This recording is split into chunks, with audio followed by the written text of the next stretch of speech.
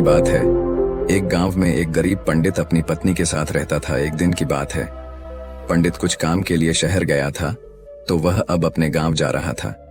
तब उसने देखा कि रास्ते में एक चिड़िया एक रोटी को पकड़कर एक खेत में खाने की तैयारी कर रही थी। तभी पंडित ने चिड़िया की चोंच से वह रोटी छीन ली। मुंह का आहार छिन जाने पर चिड़िया ने निराश होकर आकाश की तरफ देखते हुए कहा, दूसरे को दुख देना अच्छी बात नहीं है। उस दिन चिड़िया बहुत निराश हो गई। बाद में चिड़िया जब रोटी के बारे में सोचती तो पंडित को श्राप देते हुए कहती है, जिस तरह तुमने मुझे निराश किया, तुम भी उसी तरह एक दिन निराश होगा। रोटी के बारे में सोचते सोचते चिड़िया ने कुछ दिनों तक कुछ नहीं खाया और भूख के वह मर गई। जबकि पंडित वह रोटी को अपने घर ले गया और खुशी के साथ रोटी को खा लिया। कुछ दिनों के बाद पंडित के घर एक पुत्र का जन्म हुआ। लड़का देखने में इतना सुंदर था कि जो भी उसे देखता अपने हाथ में उठा लेता था। माँ बाप उसे देखकर भूख प्यास भूल जाते। धीरे धीरे लड़का बड़ा हो गया। रूप गुण से भरपूर लड़के को देखकर माँ बाप की खुशी का कोई ठिकाना नहीं था। लड़का इतना प्यारा था कि माँ बाप उसके बिना एक पल भी नहीं रह पाते थे। लड़का जब युवक बन गया तभी विधाता की विडंबना के चलते निष्ठुर काल ने पंडित और उसकी पत्नी की खुशी छीन ली।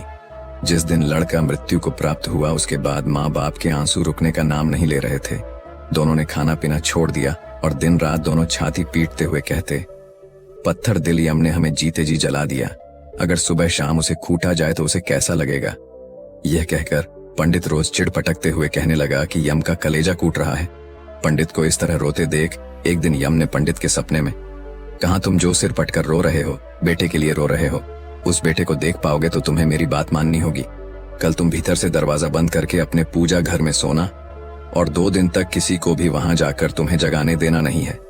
अगले दिन ब्राह्मण ने सपने के बारे में विस्तार से अपनी पत्नी को बताया और यम के कहे अनुसार पूजा घर के पास जाकर सो गया। जब पंडित को गहरी नींद आई तब एक यमदूत वहां आया और पंडित का शरीर वहीं छोड़कर उसकी आत्मा को अपने साथ यमपुरी लेकर चला गया। यमपुरी में पंडित ने न जाने कितने सारे नजारे देखे। कहीं पापी को यमदूत कूट कूट कर दर्द दे रहे थे तो कहीं भयंकर पापी को उन्हें घसीट कर नरक कुंड में डाल रहे थे। झुंड बनाकर यमदूत घूम रहे थे, शोर मचा रहे थे। इस तरह जगह जगह अजीब अजीब मंजर देखकर पंडित के होशों उड़ गए और डर के मारे वह कांपने लगा। यमदूत उसे यमराज के पास लेकर आया। डर के मारे थर थर कांप रहे पंडित को देखकर यमराज ने उससे कहा, पुजारी डरो मत, तुम्हें यहाँ कुछ नहीं होगो। जरा तुम उन नौजवानों की तरफ देखो, क्या उनमें से कोई तुम्हारा बेटा भी है। पंडित ने उन नौजवानों तरफ देखा तो अपने बेटे को मौजूद पाया।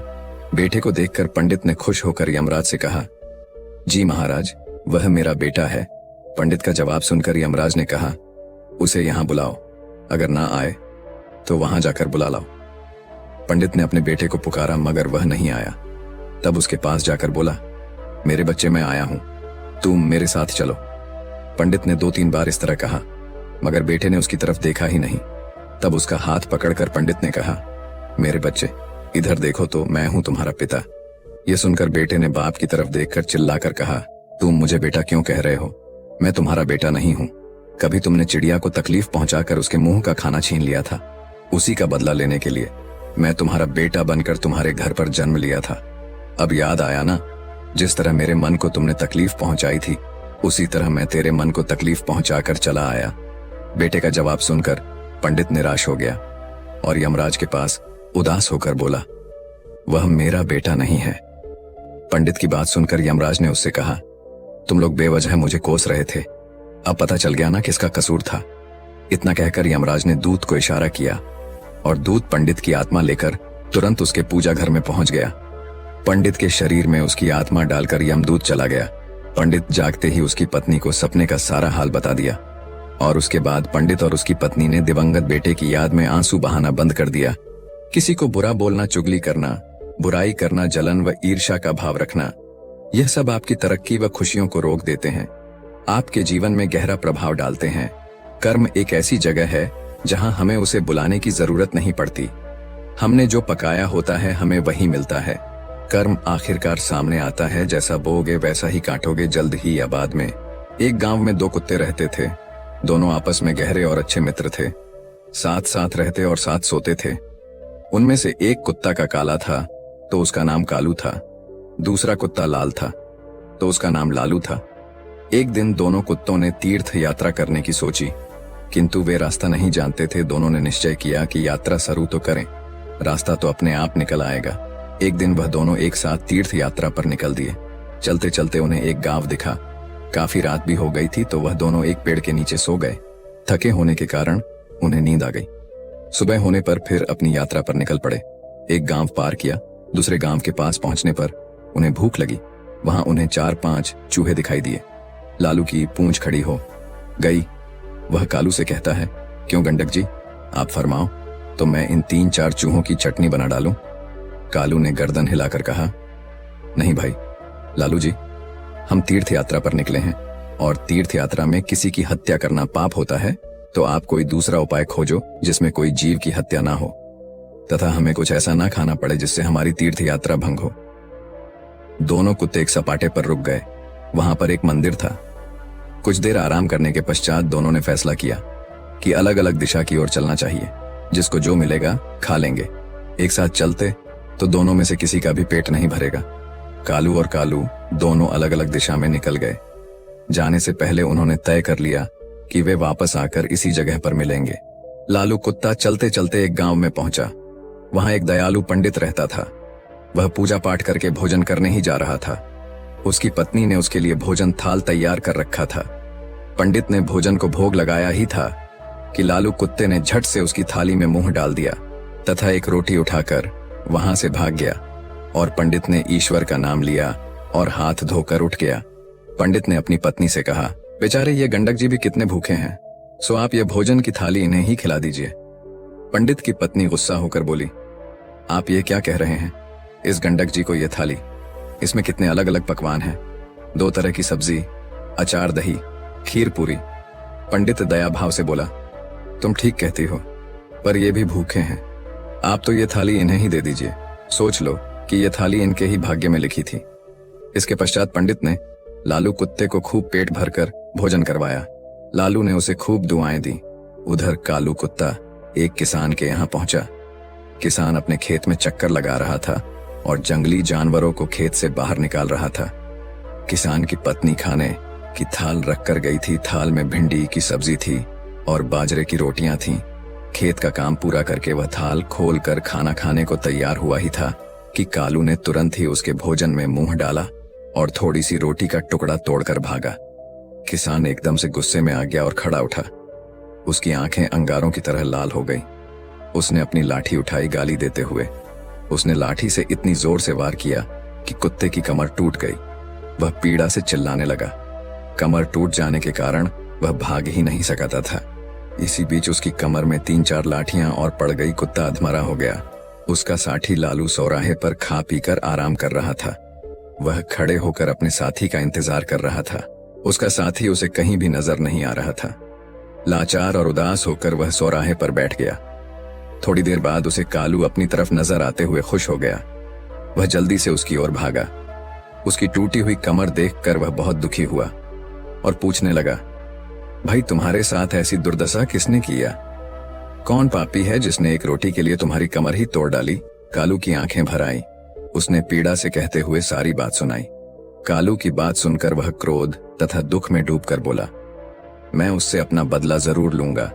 उस किसान को बताऊंगा कि खुद की कमर किस प्रकार टूटती है तो कैसा लगता है। लालू भी बोला, मुझे भी उस पंडित का कर्ज चुकाना है। उसने मुझ पर कितनी कृपा की है। मैं रोम रोम से उसे आशीष देता हूँ। इसी प्रकार बातचीत करते हुए दोनों कुत्तों ने अंत में यह निश्चय किया कि उन्हें प्राण त्याग देना चाहिए तथा प्राण त्यागने के बाद उनके घरों में जन्म लेना चाहिए। इत्तेफाक से ना तो किसान के घर कोई पुत्र था और ना ही पंडित के। दोनों कुत्तों ने मंदिर आगे जाकर अपने प्राण त्याग दिए। एक ही पल में दोनों मृत्यु को प्राप्त हो गए। कुछ समय पश्चात कालू ने किसान के घर जन्म लिया। किसान बहुत खुश था, किंतु उसकी खुशी अगले ही दिन विलुप्त हो गई। घर में इस पुत्र के जन्म होते ही उसकी पत्नी अस्वस्थ रहने लगी। उसका बैल मर गया।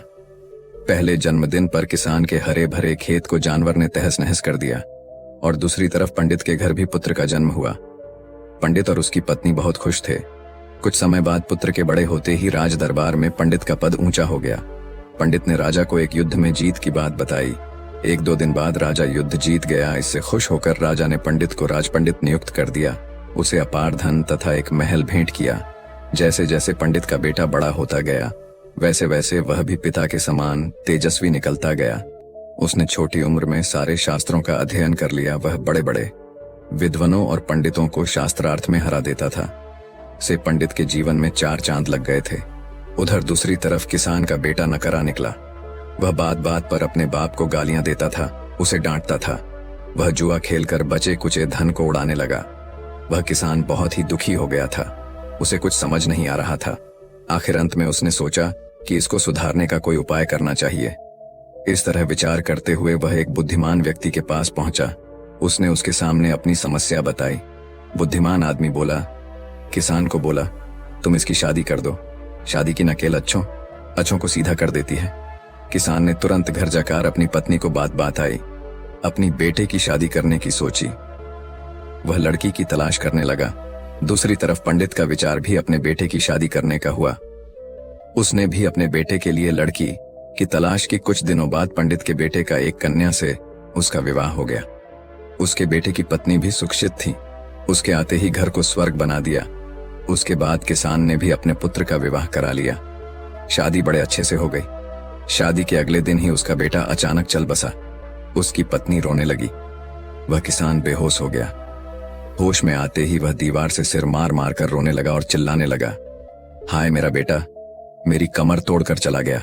पंडित का बेटा उसी गांव में कथा कह रहा था, इस संसार में जो जैसा कर्म करता है उसे वैसा ही फल प्राप्त होता है। किसी भी व्यक्ति को 2 रंगों में कर्म फल मिलता है। कर्म आखिरकार सामने आता है, जैसा बोगे वैसा ही काटोगे। जल्द ही या बाद में ब्रह्मांड आपको वो परोस देगा जिसके आप हकदार हैं। कर्म ही व्यक्ति की पहचान का मुख्य आधार होता है। आपके कर्म आपके चरित्र को परिलक्षित करते हैं। जीवन में सफलता प्राप्त करने के लिए हमें हमेशा सकारात्मक कर्म करने चाहिए, क्योंकि कर्म ही हमारे भविष्य को निर्धारित करते हैं। दोस्तों, आपने आज के इस वीडियो से क्या सीखा वह मुझे आप कमेंट में बता सकते हैं। इसी के साथ में उम्मीद है कि आपको आज की वीडियो पसंद आई होगी। तो इस वीडियो को उस इंसान को शेयर करें जिससे यह कहानी सुनने की जरूरत है, और उसी के ठीक बाद चैनल को सब्सक्राइब करें। तो चलिए फिर मिलते हैं ऐसी एक और नई वीडियो में एक नए मैसेज के साथ। तब तक के लिए अपना ख्याल रखें। धन्यवाद और नमो बुद्धाय।